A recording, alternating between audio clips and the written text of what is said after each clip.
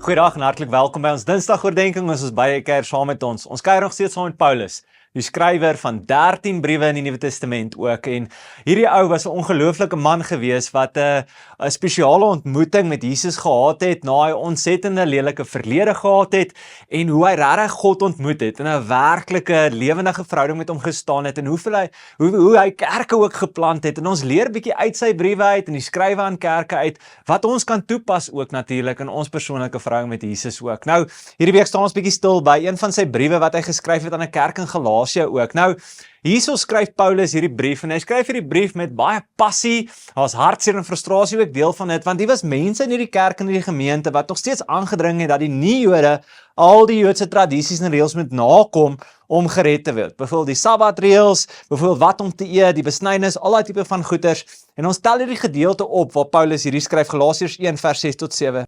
Dit verbaas my dat julle so gou van God wat julle deur die genade van Christus geroep het, afvallig word en ander evangelie aanneem. Daar is geen ander evangelie nie. Tog is daar mense wat die evangelie van Christus probeer verdraai en dit is hulle wat vir julle in verwarring bring.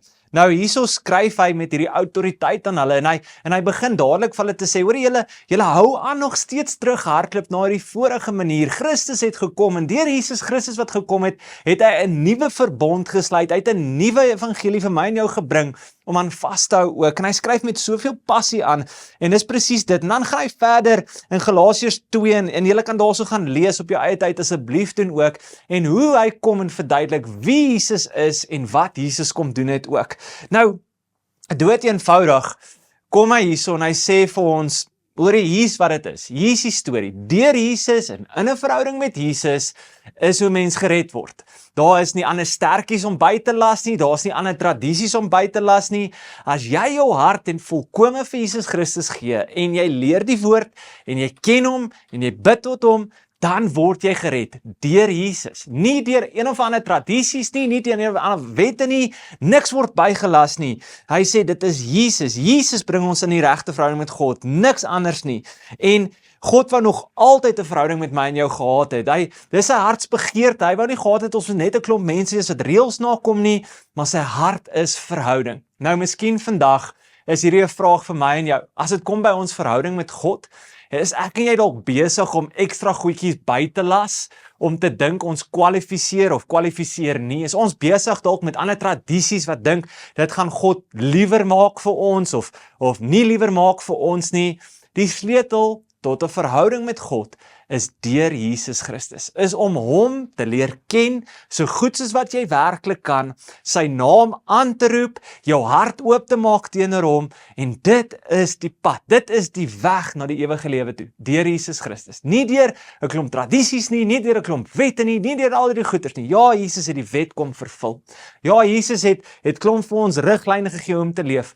Maar wanneer ons in daai verhouding staan, en ons stap die pad met hom, begin ons te verstaan hoekom ons moet leef en hoe ons moet leef en wat se goed ons moet toepas. Maar die sleutel is Jesus. Hoor gou mooi, 'n Sabbatdag of wat jy eet, gaan jou nie in die hemel inbring nie. Jesus gaan. 'n sekere sakrament wat jy doen in 'n kerk of wat ook al, gaan jou nie in die hemel bring nie. Jesus gaan. Op die eind van die dag, maak dit net saak wat Jesus gaan sê oor jou eendag. Wat hy vir die Vader gaan sê of hy jou ken of nie ken nie. Dis al wat gaan saak maak. So vandag miskien die vraag weer vir jou. Hoe gaan dit met jou verhouding met Jesus regtig? Ken jy hom? Soek jy hom? Gaan soek jy hom in die woord? Gaan soek jy goed iewers daar buite, luister jy klomp goed om Jesus werklik beter te leer ken? Of las jy allerhande ander goed by? Dit gaan oor Jesus. Mag dit altyd jou fokus bly en mag niks anders jou aandag aflei van Jesus af nie. Jesus is die beginpunt van ons verhouding met God, van ons godsdiens, en hy is ook die einde. Hy het die finale woord. So mag ons vandag weer gaan tyds afstaan en sit by Jesus se voete. Kom ons bid. Here, dankie vir die voorreg dat ons u naam kan aanroep, u kan ken en verhouding met u kan staan. My gebed werklik is vandag, Here, dat elke liewe een van ons wat hierna luister, vandag by u voete sal kom staan.